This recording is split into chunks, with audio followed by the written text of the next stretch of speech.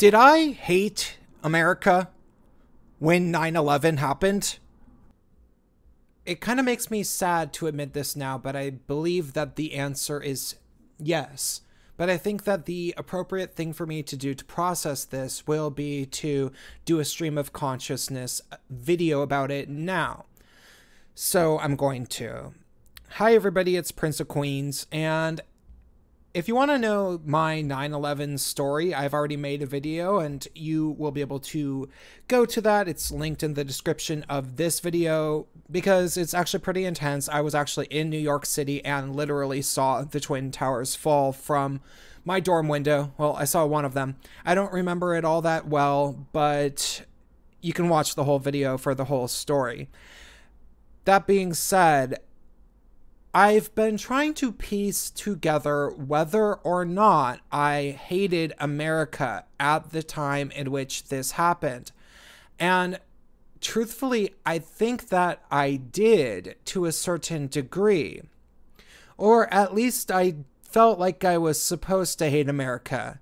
And maybe I wanted to believe that there were better places in the world because I was around so many young people who acted like that, and even teachers at my alternative high school who acted like that. That was sort of the base assumption of the far left that I had been raised in, was that America actually did all these bad things, ever since the Vietnam War, which woke a lot of people up to those bad things because it was a horrible capitalist conquest and we were trying to spread capitalism or something.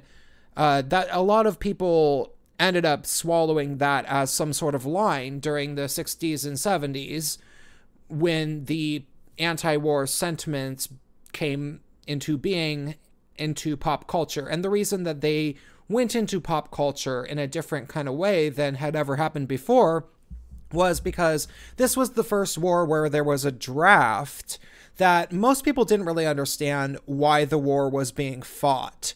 Like World War II, people understood it. It had been going on for a while before the United States even got involved, and it was actually a world war, and Pearl Harbor had been bombed at a certain point, and people went over to a war. It all made sense. It all made absolute sense. But people were like, wait, so Vietnam, that's like even smaller than Japan, and there's these villagers and they are fighting other people, and for some reason we need a draft to stop them. And my older brother was drafted and he came home basically lobotomized and without a leg, and he was addicted to heroin. That's messed up. And so it was very easy to want to oppose that war. And that grew a tradition from people. But, ultimately there was always a strain of anti-American, anti-capitalist, far leftists prior to the Vietnam War. They just capitalized upon that war and that draft as an opportunity to spread their anti-American and anti-capitalist beliefs. So it turned out that the war in Vietnam had to do with a communist dictator who ended up, the North Vietnamese, I believe it was, conquered the South Vietnamese, and millions of people died and were basically put in gulag-like concentration camps, I believe. I'm not a historian of the exact events, but I've been reading this really good book called Unholy Alliance about the history of the far left or the radical left in America and the West in general, and its ties to Islam. And one of the things that he goes through is the history of the American left and how there's always been a very strong communist element, and then the new left, aka, that was the title, but it's really just rebranded communism. That's all that the new left actually is. And it came as a result of discovering that the communist governments in the Soviet Union and Red China collapsed. And so they rebranded their communism and they changed it to the New Left. And there was like a movement called the anti-communist movement. And it was people who were opposed to America's stance in the Cold War. And they were people that were against the Vietnam War because reasons. They tried to act like it was actually just America's wanting to spread capitalism, as if capitalism is a contagious disease and not just sort of a natural evolution of trade, which it obviously is. Like, people like trading stuff, they like having stuff, they like working for stuff. Therefore, you agree upon a universal currency so that it's easier to trade stuff. You don't have to spread that. People come up with that on their own, naturally. But, you know, of course, Marxists are ideologues, and they think that capitalism was not natural and that Marxism is more natural, even though when they tried it, it was obviously very unnatural and it led to about 100 million deaths. You know, more probably if we include Venezuela and, you know, other places. Like, I think the 100 million deaths figure comes mainly from the Soviet Union and China, but I bet if we went worldwide, it would be maybe over 100 million. And people say that, well, a lot of the people that died were Nazis, and it's like, okay, yeah, but the Nazis were socialists too. I'm sure there was a little bit of Marxist influence in their belief system, so you know, whatever. So people already had this hatred of America and capitalism by the time the Vietnam War was actually happening. And then they were able to fuse that hatred that they already had, just as rebranded communists, into the minds of an entire generation of, you know, Democrat, leftist, anti-war believing people like, you know, honestly, my parents to a certain degree, who just assumed that the Vietnam War was evil. And then they finally got out of it and it was this good thing, even though it actually, in Vietnam, millions of people ended up dying because of the fact that the Americans lost the war and the communists were able to conquer most of Vietnam. And then, you know, due to the economic collapse, there was a lot of malnourishment, and a lot of Vietnamese refugees and immigrants had to come to the United States over the course of the next, 40 years. They might still be coming due to the poor economy in Vietnam. In the late 80s, my best friend at my elementary school was a Vietnamese immigrant himself, so much so that he didn't speak perfect English. He had a slight accent. He had probably only been in the United States for 2 or 3 years. His name was B.T. Veer. B.T. Veer.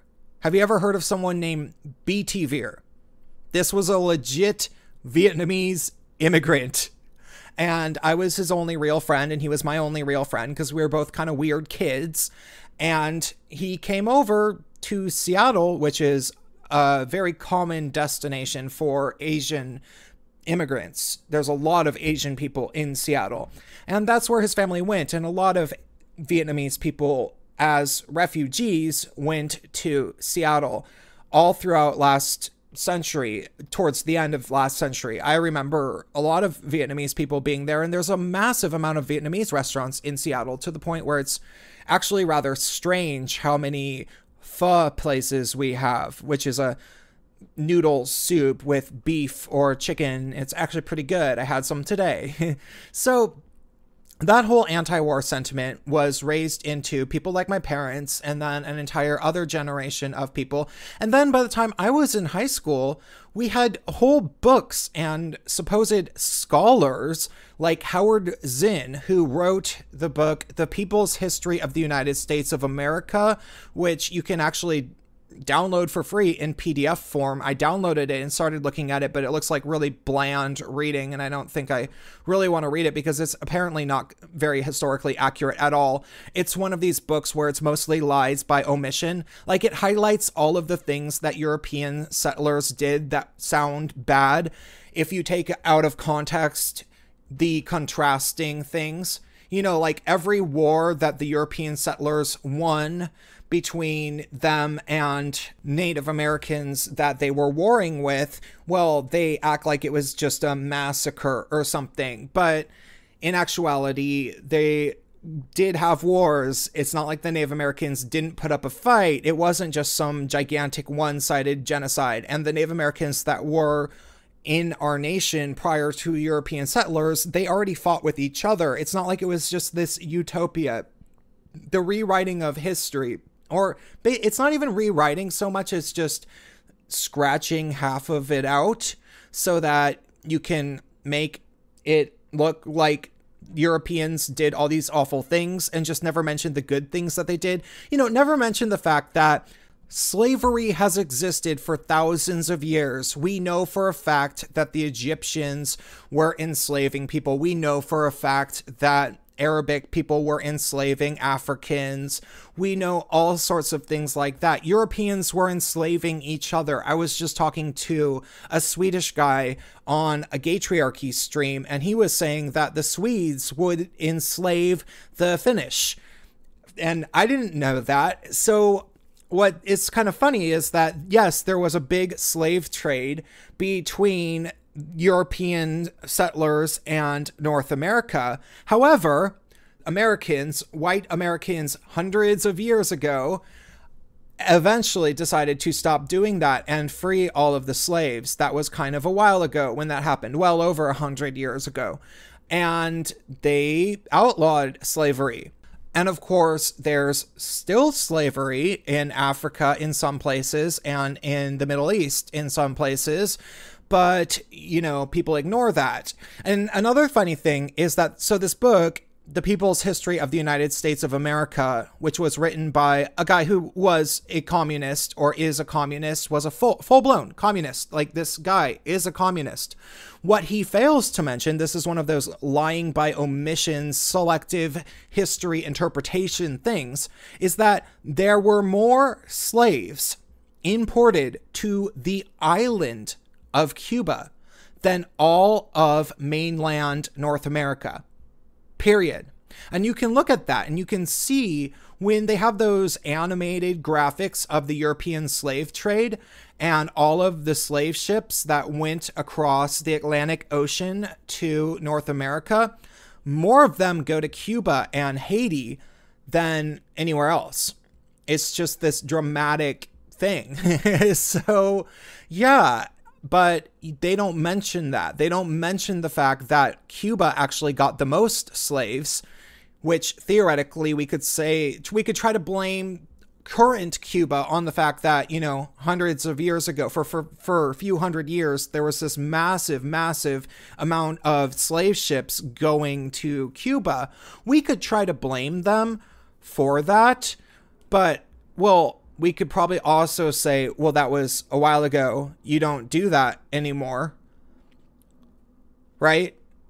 And that's what you could do with continental United States. But, well, this guy would prefer to demonize the United States and then not even mention the fact that Cuba, which is a much smaller place, had more slaves. So that's the distortion of the way that the modern left, since, the 60s or so, has been thinking. They've just been coming up with these very elaborate ways of demonizing the history of our nation. And I was one of these kids that was supposed to read the book, The People's History of the United States of America. They kept telling me to read it in high school, except for all of the teachers that told me that I had to read it and all of the kids that said it had changed their lives. I didn't like them. I thought that they were all totally stupid. So I didn't. I purposefully avoided reading this book. But because of this generational, deep, visceral, assumed hatred of America and the fact that I wasn't a particularly happy kid or teenager, I learned to be happy in spite of feeling that I was not accepted. I felt like the world didn't understand me and I didn't fit into mainstream culture in any way, and I probably never will, but I found kids that I could relate to, or young adults that I could relate to, really, because by the time I was even 16, 17, I was mostly hanging out with young adults. And I felt like I was somewhat happy in spite of America. And that's just what my worldview was. I assumed that even though I didn't read the book, The People's History of the United States of America, and it was largely because the people that told me that I had to read it, I always didn't like them, I still assumed that it was probably a pretty good book. And I don't know what would have happened if I read it. I probably would have thought it was weird. I probably would have thought it was a little bit extreme. Like I would have been a little bit skeptical, but I bet it would have been one of those things, kind of like my view of feminism my whole life. My view of feminism my whole life was that I assumed that about 75% of the things that they were saying were true. Like I actually thought that rape culture was probably true because, you know, I'm not a straight guy and gang rapes do happen. And maybe guys do peer pressure each other into having gang rapes all the time. I mean, realistically, if a gang rape happens, there has to be one or two guys occasionally who don't really want to do it and are pressured by the other guys, right? And so, yeah, you know, I think that rape culture is a thing to a certain degree. Like, I doubt that there's many gang rapes in Japan, and I bet a lot of that is cultural.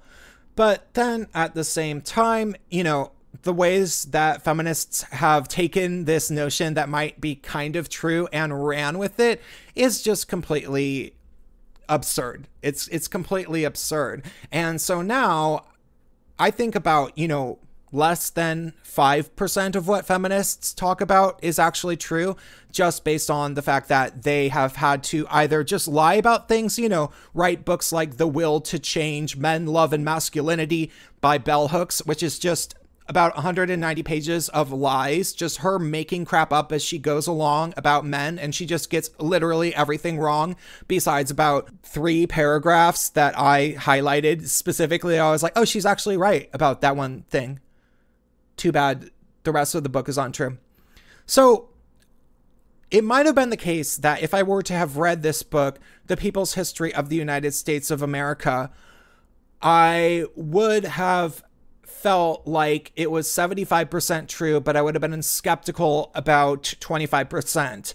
And then maybe in adult life, I would have realized that it's 90% BS, that it deliberately doesn't show the necessary contextual information about why such a thing happened and why people made the decisions that they did, and in favor of just acting like the Europeans were monsters. The European settlers were just complete monsters. So, but even still, I didn't read that book. I didn't actually read that book, but I assumed that it was probably true, that America probably sucked, that capitalism probably sucked, and it was largely just my own teen angst nonsense, like just me being like generally unhappy and unsatisfied.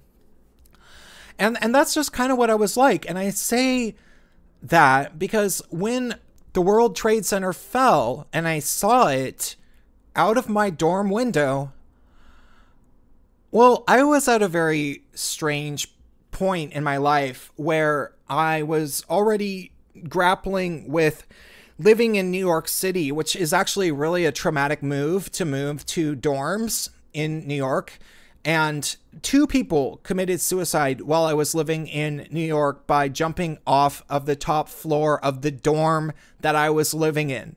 So it has a tendency to bring out suicide in people anyway. And so it'll put you through a little bit of a weird crisis. And that's how I was feeling anyway. I was a little bit emotionally on edge. And it was easy for me to compartmentalize my emotions in my head. So when I saw 9/11, Twin Towers fall from my window, the way that I compartmentalized it was by thinking, well, you know, America is evil, kind of like we've done all these bad things to these other countries. So it was only a matter of time before they did something to us. And that was really how I thought about things. I didn't think about it much deeper than that. I really mostly just thought that to myself as a way to be okay with it and not feel like the world was ending.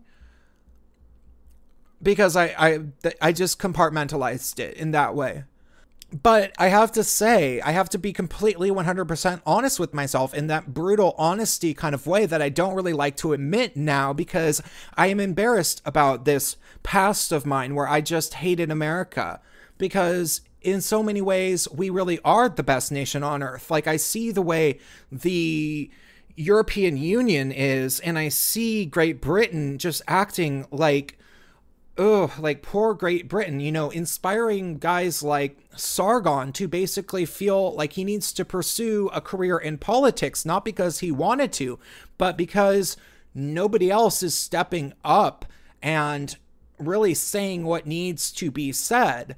And I think about the United States of America, and it is a little bit better over here. And it is because of our Constitution. It is because of the formational years of our nation. So I don't like to admit that, but I have to admit that the reason that I was able to compartmentalize 9/11 in my head and think that life goes on, I don't really care that much, it's not all that big of a deal. The reason that I was able to think that momentarily is because I was raised to hate America. My upbringing had that effect on me, so that when I was within close proximity to this attack, you know, I was within a few miles of where that plane, those two planes hit the buildings, killing thousands of people. You know, if one of the planes somehow steered and missed a little bit for some odd reason, like, I don't know, maybe one of the people who tried to stop some of the planes, like, what if they were successful and they tackled the person when they were flying and there was a struggle and that plane turned around, it could have hit my dorm. I could be one of the dead people. Easily. That could have easily happened.